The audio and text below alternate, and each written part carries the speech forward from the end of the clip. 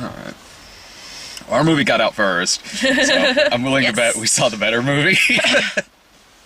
Most likely. Well, because our movie was, what, doing like 91%, and theirs was doing 7? Lucky 7? Only 7 people realize the majesty that is a hot pursuit. It's better than the 0 that recognized the majesty of Paul Blart 2. And it's also way better than the movie I saw last night. Oh, what'd you see last night? The Room. I still haven't seen The Room. I heard Really? good things. Really? We never watched The Room? Nope. Oh, that movie's hilarious. We went to the riff tracks last night. I've seen the recreations of The Room. I've seen the many, many parodies of The Room. Yeah. I've never seen the actual Room. This movie's way better. This is a really fucking good movie. We went to go see Ex Machina, or Yes. Ex Machina, however Ex you want Machina. to. Ex Machine A. That's it. That's the one. It's actually been out for a few weeks. It came out when I was in Minneapolis, and it's still playing. Going blurry? I still feel like it's blurry. Let me just my eyeballs. Looks fine. Sorry, guys. Give me a second. Looks fine on my end. Maybe it's just because the light is hitting me. Oh, okay. So, we're fine. Just turn the lights out. Yes. Oh no, now we're in Ryan's. So anyway, Ex Machina. No, now we're in Ryan's car. Real quick, we gotta pull in front of the in front of the street light. Let's do what Dave and Brian did and just prop our phones up to shine the lights on our faces. Exactly. Oh, Ryan propped up his phone last night on the steering wheel, and it was just this bright thing, and I was kind of in It's normal like you're telling light. ghosts. So That's what it looked like. It looked like I'm reviewing it with a ghost. Rolls the window down. Forgot this time of year it gets a little hot in here. I'm good. But maybe it's my hoodie. It could very well be your hoodie. Well, it came out when I was in Minneapolis, but, I mean, first things first, of course, when I got back, we had to go see Little Boy, because couldn't let that go to waste. Thankfully, this was still playing. I'm glad we went to go see it, because when I realized that we were going to miss it, I was a little sad, because, like I said, it's been getting really good reviews, and everything I've read about it said it had interesting things to say about gender roles, so I was interested to see what all that entailed. What did you think about that? I don't know what the hell it was trying to say, honestly. Because, well, like, we'll get into it, and there's probably going to be spoilers, so if you haven't seen it, you should go see it, and go see it, and then come back. We'll wait. We'll wait. Hour 40 minutes later. It's about, like, this guy who works at Google Analog, and he wins the lottery at his work, and he wins getting to spend a week at his, like, the big boss's compound. So he gets flown out into the middle of nowhere and, like, has to walk through the woods to get to what is effectively a compound. Yeah. And it's run by... That guy looked really familiar. Oscar Isaac? Yeah. What'd you seen him in? Did you see Inside Llewyn Davis? No. Most Violent Year. Did you see the Russell Crowe Robin Hood? Yes? He was outlaw! I only remember Fuck Me, he cleared it. Except, no, wait, that wasn't the Russell Crowe. That's the better one. That's the, Okay, I've that's seen the that Alan one. Rickman That's the one I've seen. He was Prince John in the Russell Crowe Robin Hood. Okay. The only good part of that movie. I'm probably just mistaking, because he kind of looked like that, he kind of looked like that little Jewish guy with, like, the square round glasses that's in, like, every teen movie in the 90s. Do you know who I'm talking about? Not off the top of my head. It's time to play a game of Who's Sarah Thinking of? Crap. No, Yeah, not off the top of my... But, I mean, if you don't recognize... He's one of those actors, though, who tends to look radically different in most things he's in. Like, I can't think of a single movie where he looks like he does in this, and I also can't think of a single movie where he looks like he does in Most Violent Year, or most other things that he's in. He's one of those actors who... Gotcha. He changes his... And even in this, really changing his physique, too, because he's kind of built in this movie a little bit. Yeah, he is buff as shit. Yeah. And he's got, he's bald, he's got this big bushy beard, and the second you look at him, you're like, okay, that's the bad guy. Because we got little Domhnall Gleeson, who, again, because it's me, I was like, what, did he play the twins in the Harry Potter movies? But apparently he played one of the other Weasley brothers, so that one was a reasonable mistake. He played Bill Weasley. Wasn't he the guy from that About Time movie that came out? Yeah, because I looked him up outside because it was bugging the crap out of me. Okay. I think that's might be where I recognize the name from, because it's Domhnall Gleeson, and who do you know named Domhnall? Domnhall.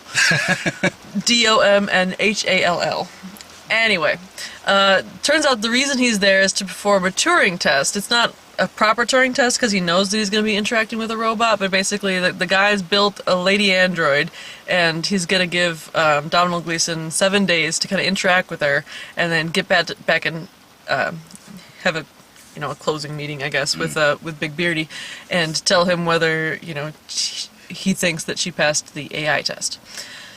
So things get real pretty damn quick, and it turns into kind of like this taut psychological thriller, and it's made even more claustrophobic by the fact that we're effectively underground. Through the whole movie, pretty much, so except for like, a few minutes at the beginning. It's these gorgeous rooms, and some of them, some of them are on the ground floor, and it's got these like windows looking out on scenic vistas, but a lot of the movie takes place in like these perfectly interiorly designed underground rooms. Yeah. It's basically like the prettiest bunker you've ever been in. Well, something's bad is going to happen in a movie where oftentimes red lights go on and you just hear the soundtrack boom, boom, boom, boom. Something bad's going to happen. And it's...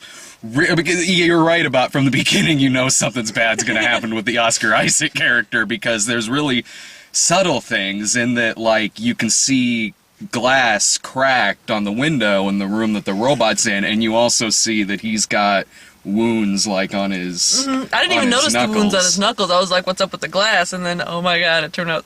Okay. So, so the second you see the situation, you're like, okay, this is not going to end well. And boy, it sure doesn't, but not in the way that you think it's going to.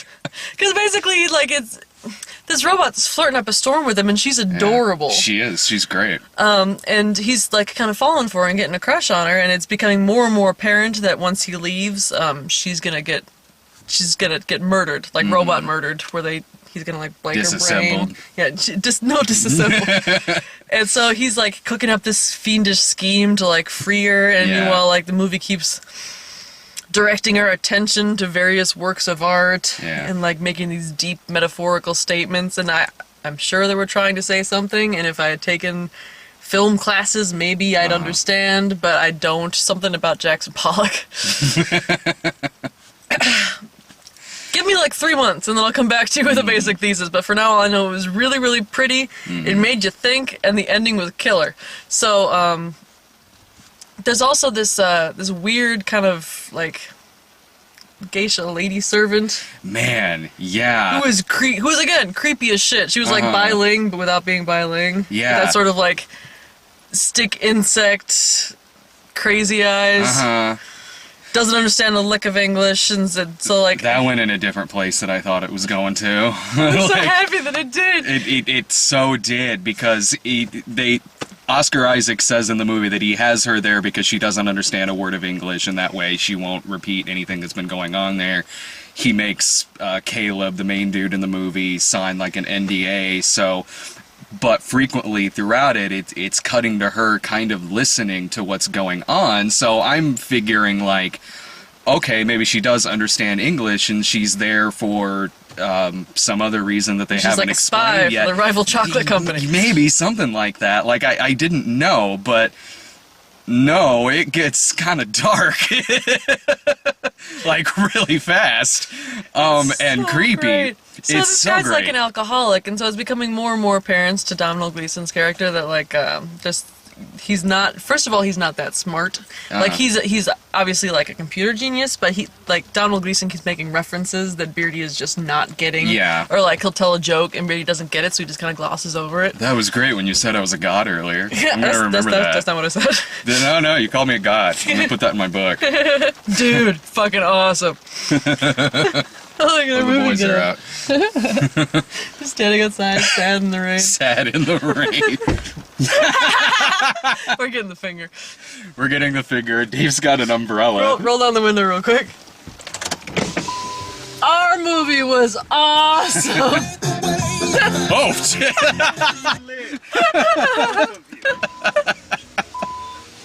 You make my dreams come shit. Right, they're both holding umbrellas. They're just standing there staring at us. I guess their movie wasn't very good. So, like, at one point, Beardy gets knocked down, blackout drunk.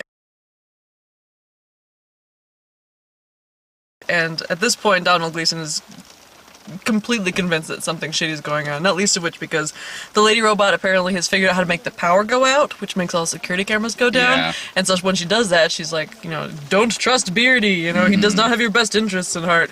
And still flirting up a storm. She's got a massive crush on her. So he steals Beardy's key card while he's out drunk, and goes through the house, and he finds what is effectively a horror show. Yes, it was like watching. Suddenly, it kind of turned into a serial killer movie. If the victims were robots, it was found, the tapes of the prior models. Oh my god! And apparently, he built these things from the vagina up because there was one scene where just the lady bits just walking around the room, or one where he had built this this black lady everything but her head, and was trying to make her sit up and move and draw. And they become aware of their situation, and one girl is clawing at the door so much that her arms are falling off. It was sudden. There's just pieces of robot body in all of these closets. It was genuinely disturbing. Yeah, it was something out of Maniac or Don't Go in the House or something like that. This movie likes a lot of 70s movies like that because it's very. I like this kind of movie. This is total. It did have that sort of revenge movie feel to it. A little bit, along with some B sci-fi movies you'd see in the 70s where somebody creates something and they really want to fuck it. Like Embryo with Rock Hudson and things like that, or that they kind of tried doing. It wasn't a robot, but remember Splice? I was about to say Splice. That reminded me of some 70s flicks too. So that was cool, and I didn't think that there was anything sexist about this movie. I didn't think so at all, no. Because there was a lot of naked ladies. So if you look at it from a cynical point of view, it's they didn't really need to put quite this many naked ladies in the movie, but the nudity wasn't titillating. It was it made the victims more vulnerable, and it made it even more horrifying when they're beating their arms to splinters against the wall, because they're doing it just buck-ass naked, because that's the way he built them. And that is also, and that's the thing, that is also something that character would do. The character that Oscar Isaac plays in this movie. Fully. This is not a good guy. There's one scene where Donald Gleason, I didn't mean to interrupt you, was asking him, did you build this robot to flirt with me? Is this some sort of smoke screen so that I'll be more likely to believe that it's actual artificial intelligence? The guy's like, to answer your real question, you can fuck her. Yeah. I built her a working vagina. And the guy's like, that's not my real question. It's literally what he says, too. That's not the question I was going to ask, but now that you mentioned it. No, the character that Oscar Isaac plays in this movie is this, he's smart enough to create this AI and everything, but he's also this really kind of, you picture him in his youth being a very college bro-y guy. This is a hard drinking dude. He says words like dude and bro and stuff like that, and he has kind of slightly passive-aggressive, funny, cynical answers to certain stuff. He's spinning his umbrella. It's supposed to give you a splitting headache. They're trying to distract us from talking about how awesome our movie was, especially in comparison to their movie. Well, now we haven't heard him. I'm sure they're just jumping for joy. And that's the thing. Everything that happens in this movie in terms of the sexes, in terms of how this woman's built, how this woman acts, including every other robot he's created, is exactly what this guy would make in this movie, because this is not a good guy in this movie. This is effectively a kidnapping movie. Yeah. Well, it's a built ladies and then don't let them out movie. I likened it to Bluebeard, and I felt like it did have a lot of the same notes to it, I guess, which is how you say, because he did have that discovery scene where he goes into the guy's bedroom, he discovers the Asian lady on the bed, and then he goes over to this wall of mirrors that Beardy has and starts clicking them open. It turns out that behind them are all the previous models, just kind of hung in various states of disarray. Yeah. I say disarray, but actually it kind of looked... It kind of looked like he was keeping them like dolls. Yes, that's what I mean. It was something like Maniac or Don't Go in the House, or those late 70s, early 80s serial killer movies where their houses are just draped in a half of a body or a head sitting there or something like that. That's completely what this looks like. This did not look like it was he's just got those there for spare parts. No, this looked like this is a fucking collection that he has. And so he turns to the Asian lady, and he probably had the same dawning realization that we did in the audience, because she kind of stood up and just starts peeling pieces of her skin off so that you can see she's a robot underneath, and just chunks of her face just peeling off in chunks. There's this really disturbing scene in the movie too, where Caleb, how do you pronounce his name? Domhnall? Domhnall. I think so. Where he starts questioning, some sort of, like, psychotic break. Yeah, he starts questioning if he is also possibly a robot. So he's like pulling at his own face, and he takes his safety razor, snaps the blade off, and just like digs into his arm, and like the blood's coming down. Yeah. And that's apparently not good enough for him, because he starts like pulling the skin apart so he can see inside to make sure he's not secretly a robot. And you gotta figure, like, well, if he was just seeing if he would bleed, maybe there'd be a better place to cut than, like, right along the wrist. But it was a really haunting scene, and you're sitting there as the audience, like, man, in that guy's situation, I gotta admit, I would probably be thinking the same goddamn fucking thing. Fuck. But the best scene in this movie, oh my god, the best scene in this fucking movie is when he is with the Asian woman and Oscar Isaac comes in, like, kind of drunk. Wait, first of all, he's with the Asian woman. He like goes to her to ask, like, hey, where's Oscar Isaac? And the Asian woman's like, oh, doing it? Are we doing it? And starts like unbuttoning her shirt. Like how you know what scene I'm talking about. And then Beardy comes and he's like, oh, you can fuck her, but you know what you should do? Dance. And then the wall lights up in the back, disco style. Yeah, it starts playing. Disco music starts playing. And they start doing this like weird synchronized disco dance. Like, okay, baby, just like we practiced. Yes.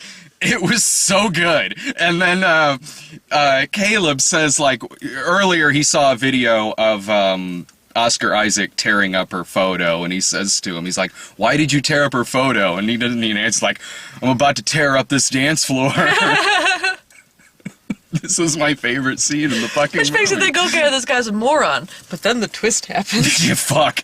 Oh my god. So, Caleb, I just keep saying Caleb. Domhnall Gleeson goes to the robot lady, like, after he's figured out all this stuff, and he's just standing there, and she's like, what are you doing? He's like, I'm waiting. And so she's like, oh, okay. So she turns off the power, and he says, okay, I'm going to get this guy stinking drunk, I'm going to steal his key card, we're going to break you out. So what I need you to do is turn off the power at 10 o'clock tonight. And she's like, okay, it's a plan. And so then Domhnall Gleeson comes out and like was talking to Beardy, like, oh, let's celebrate vodka, and Beardy's like, no. Nah, I gave it up. I've been hitting the booze too hard. Just vitamins and mineral water for me. And everyone in the audience, I'm sure, simultaneously goes, oh no. Oh, he knows. So, Beardy's like kind of playing with him. He's like, okay, I'll let you off the hook, and takes him to the back room and shows him that he has been recording during the little shut-off scenes. And that the reason he was able to is because when he went in to tear up the picture that she drew, while she was down, like, getting the pieces, he put a camera on the wall. And so they're sitting there talking, and, Domhnall is down in the dumps and calling him a bastard and stuff, and the power goes out because it must be 10. And the guy's like, oh, I guess she must be in there waiting for you. Nope.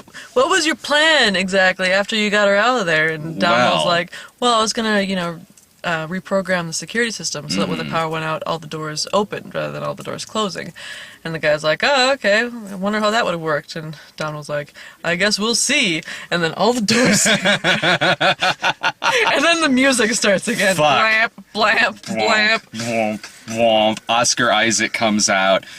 There's knives involved. There's bars involved. There's robot jaw goes missing. There's robot arm gets knocked off. Punches it clear off of her face. Yeah, punches it right the fuck off her face. Which, I mean, it makes sense. I mean, they're mostly, like, when you look at how they're designed, they're like plastic and wires. Yeah, because you think that they'd be, like, a little bit sturdy, but they are basically made out of glass. Yeah. Like, he was showing him the girl's brain earlier, and it's like a gel, I guess, inside of a glass casing, because he said that it was the easiest way to, instead of circuits, the gel could actually, like, change to keep memories or, like, to rearrange thoughts or what have you. So it is basically, it's kind of like the robots in that episode of Doctor Who, The Girl in the Fireplace. It's kind of, it's a similar idea where it's like a glass casing with, like, intricate stuff inside. Just pour a glass of wine in there and they're out for the count.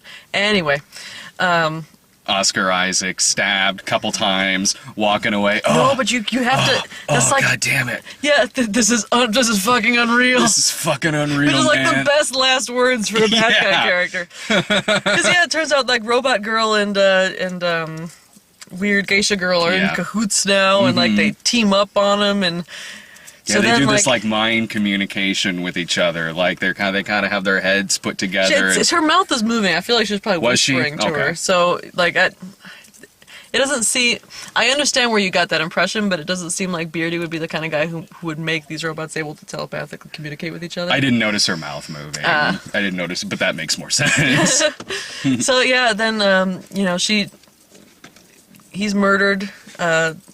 Lady Asian robot has her jaw punched off, which apparently is a killing blow in the robot world. What's this next scene? And so she comes back. She comes back to Domhnall Gleeson, and she's like, "Okay, I want you to wait here." Mm-hmm. And so she goes into the room with all the ladies behind the mirrors and starts just picking pieces off and putting them on. I don't know where the fuck she got that hair from, because none of those had that hair. I was thinking that too. First of all, this is the only part of the movie that bugged me, because it was very well done, and I did like the fact that when she was standing there buck-ass naked, her nipples were not erect, which is such a small thing, but in movies that tends to be the case, you know? In situations where it would not call for nipple erection. Yeah. But she's pulling pieces off of this Asian lady robot, the one who had been banging her arms to splinters on the wall, and then putting it on herself. And on her, they're not Asian at all, apparently.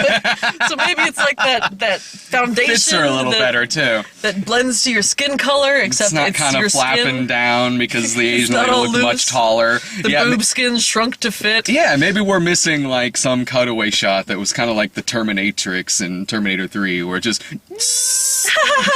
Okay, well, I've never seen that movie, but that sounds amazing. I'm describing that movie better than it is. So she puts all the pieces on. She finds this really pristine white dress. She comes out. She shuts the door on Domhnall Gleeson and walks the fuck out. And he's like, No! And at that part, I was picturing like the Saw theme playing in my head from the beginning of the movie. If you think about it, why would she let him out? He signed an NDA.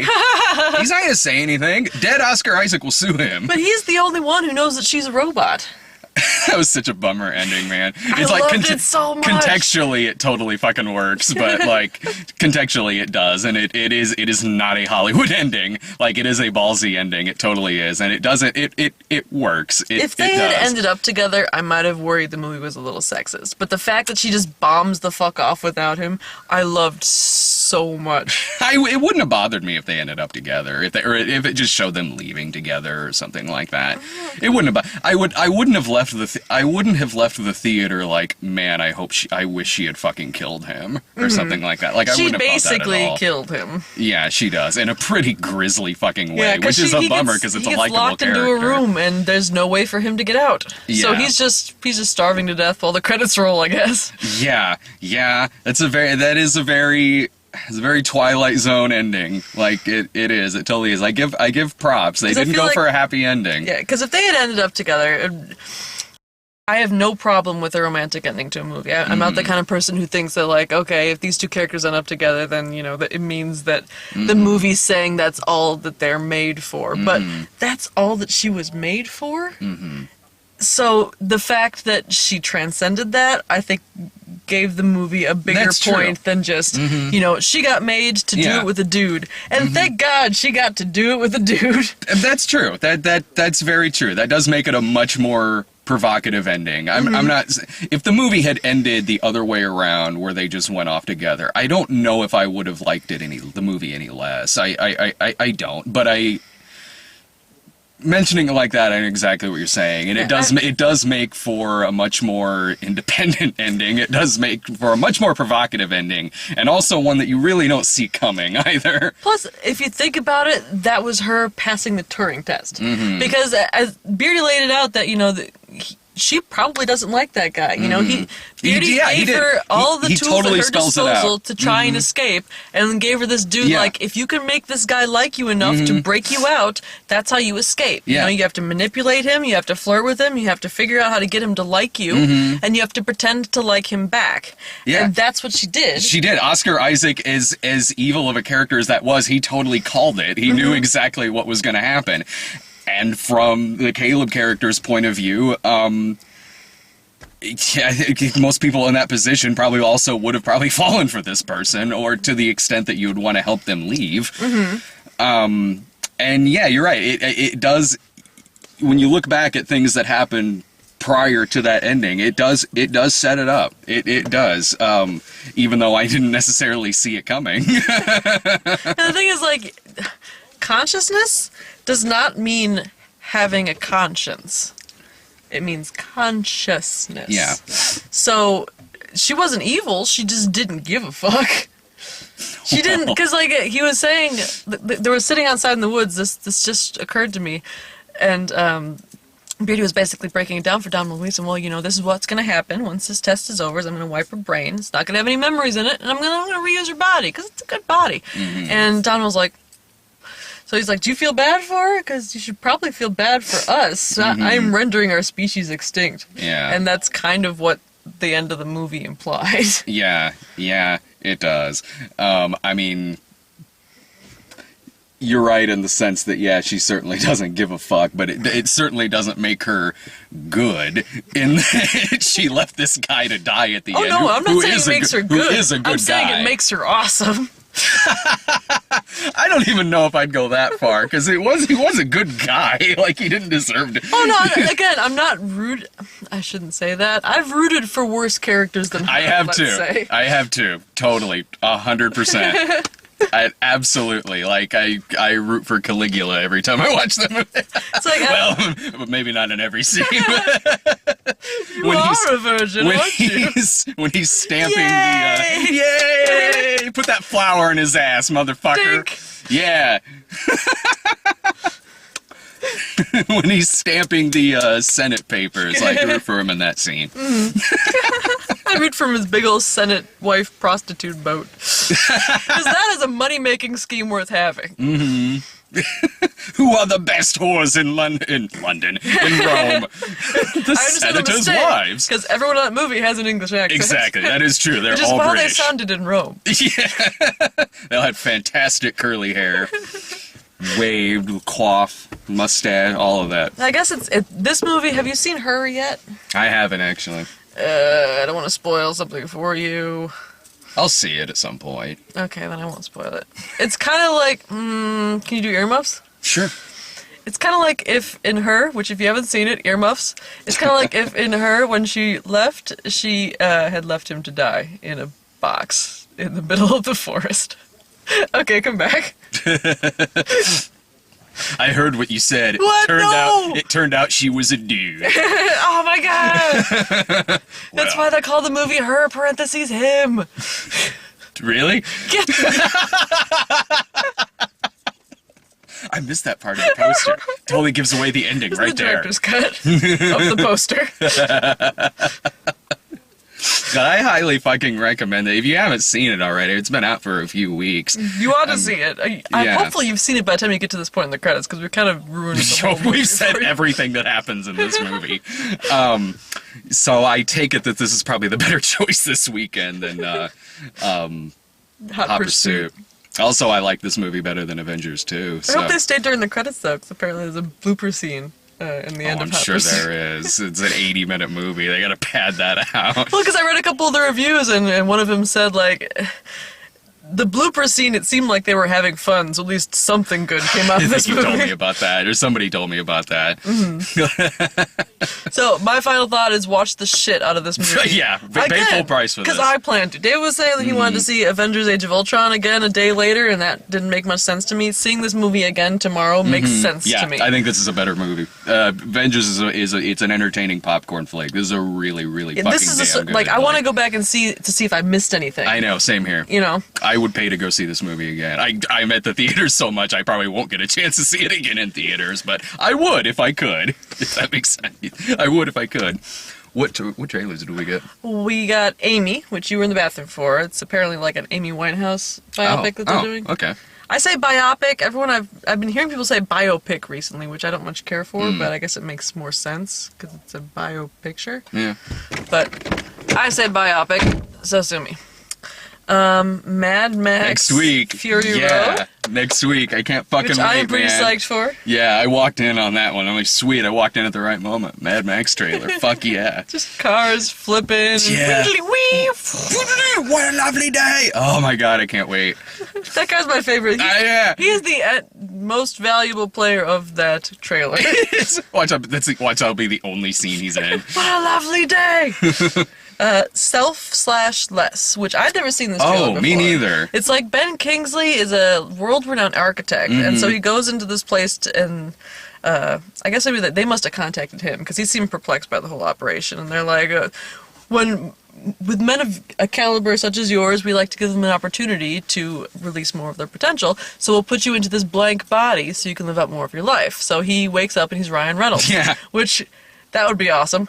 Yes. But as he's kind of living this life of speedboats and fast women, he starts getting memories of Ryan Reynolds. Mm-hmm. So apparently this was like some dude they pulled off the street. So it looks brutal. Yeah, it didn't look bad. And Ryan Reynolds is a fantastic actor. He's a damn good actor. I think he's very underrated as an actor. I did like how this movie does look pretty serious. It does look like a pretty serious thriller. But I did kind of like that when he became Ryan Reynolds a little bit there at the beginning, he was a little bit snarkier. Like not... No, he had a couple jokes but at the it was beginning. like it definitely felt like Ryan Reynolds was doing a Ben Kingsley impression. You know, like he's laying on the bed and this lady is like taking off her clothes, weed, and he's just like, I haven't seen anything like that in 52 years. Yeah, it looks good. It looks good. I mean, I like... Ryan Reynolds has some bad luck sometimes, but I really like him as an actor, and I hope this is a good one. In the movie where he was just buried for the entire thing? I saw that. That looked like a stone cold bummer. It was. But it seemed like he was probably acting pretty well. He was great in it. The Voices, that was a recent movie of his that was on demand. That was really good. The Proposal? I didn't see The Proposal. Sandra Bullock. I remember the movie. It's ridiculous. I was making a joke. I missed that one. I didn't see that one. I saw The Green Lantern. She needs to get married because she's a career woman and it's apparently impacting her career, so she proposes to her assistant and then he takes her. Was it any good? No. Well, I love Ryan Reynolds, so I can't really be a very good judge of it, but no, it wasn't. Aloft. Fuck, which one was that? That was that one with Cillian Murphy where it was like I couldn't tell what the fuck it was about. Yeah, we watched like 2 minutes of this goddamn trailer. Yeah. And by the end, you have no idea what it's about. It's like there's a lady in the middle of a lake, It's about pretty cinematography for all I could see. Cure people, except maybe she can't, and there's like a stick with some sticks tied to it. Looked very Malick-y. Yeah, like, it's had like Sundance Film Festival stamps all over at the beginning. I don't know. It looks pretty, but I can't tell you what the fuck that thing is even about. Something about a lady. Yeah. Like, there's a sequel to Lady in the Water. Oh, thank God. Maggie.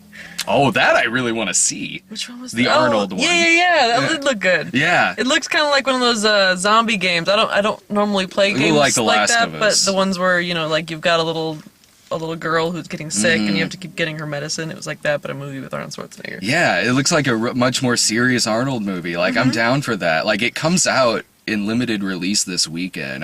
I hope it comes to Springfield. I really want to see it. I want to see a dark, kind of dramatic, action-y kind of Arnold movie. There was a scene of the trailer where it's just a close-up of the side of his face and he's all griddled and then like a single tear just rolls down. Acting! I'm gonna do these out of order because speaking of serious Arnold movies... Oh, Genesis? Terminator Genesis. I've never seen that trailer before. Really? It looked hilarious. It does look hilarious. Well, we got the first trailer for it. There's a new trailer out now that, wow, is it spoiler heavy. Oh, really? There's a new trailer for it that seems to give away the entire movie. Oh, no. Like this movie seemed to give away the entire movie, except that you... Oh, it's missing a couple of things. Oh, okay. Like, I would recommend not watching the full trailer for this. Or even looking at the poster, because even that's spoiler heavy. Because at first it seemed like it was a redo of the first one, but then he goes back in time, and then, she shows up, and she's like, come with me if you want to live. This is my friend, old Arnold Schwarzenegger. I've been waiting.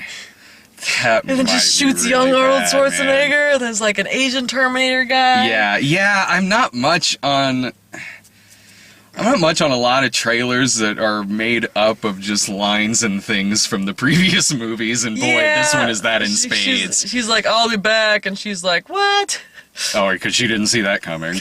And you come with me if you want to live, and there's the T-1000, he gets the hole in his head again, and he's got the things on his arms again. Like, it really is just kind of a greatest hits of scenes from the other movies. Like, maybe that movie could be surprising, I don't know, but I think that might be really bad. The more I see of that movie, the more I think it'll be bad. But I never want to see a bad Arnold movie, so I hope it's good. I already watched Twins on Netflix. Because fuck yeah, Twins. It's not held up very well. But I still love it, because it's one of like the 5 VHSs that I owned as a child. Oh yeah. I'll watch Twins anytime, man. Ooh, I like nuked food. Julius! Julius, no one likes a smartass. Was that it? Did we get any more? We got Poltergeist. I'm so sick of talking about that one, though. Yeah, of course we got fucking Poltergeist. Anymore, when that trailer starts, I can't tell what it is. I don't know if it's Poltergeist, I don't know if it's Insidious 3, or if I don't know if it's that one with Tom Jane, Before I Wake, or whatever the fuck it's called. Mm-hmm. I started watching The Babadook on Netflix. That movie is awesome. I just stopped watching it because I got too scared. It's very scary. And that's not me. Like, if I could have put the the PS3 in the freezer like Joey Tribbiani, I fucking would have, because that thing is terrifying. You like it at the end when Jack tries to kill his family with a blank. I can't believe they cracked your code. Those Something to Eat Friends fans out there. Rachel, that's not doing so good. Oh, you need to put the book in the freezer, Joey? Alright. So these little women, are they all just really tiny? When we get out of the car, I love Friends. I do too. I'm with you. 100% I'm with you on the Friends love. We should get out of the car and tell them that, like, we've been spending the half hour just talking about Friends. They'll believe it. That's the thing about the good movies, is there's not much to talk about unless you basically run down the entire plot. Which is what we did. In like a really excited tone of voice. Next week is Mad Max, and I think it might be Pitch Perfect 2. I'll be a Mad Max, so I don't know about the other movie. I don't know who you're going to send to Pitch Perfect 2, because the best idea I'd have would be Brian and Dave, because Dave's seen the first one and genuinely liked it, and Brian is the person you generally send to these kind of movies, but I know they've both been really psyched. But we're also Mad Max big too. Mad Max guys, too, so that's going to be tricky. Maybe I'll have to pull in like a double feature that You'll see who drew the short straw. Yeah, exactly. See ya. Bye.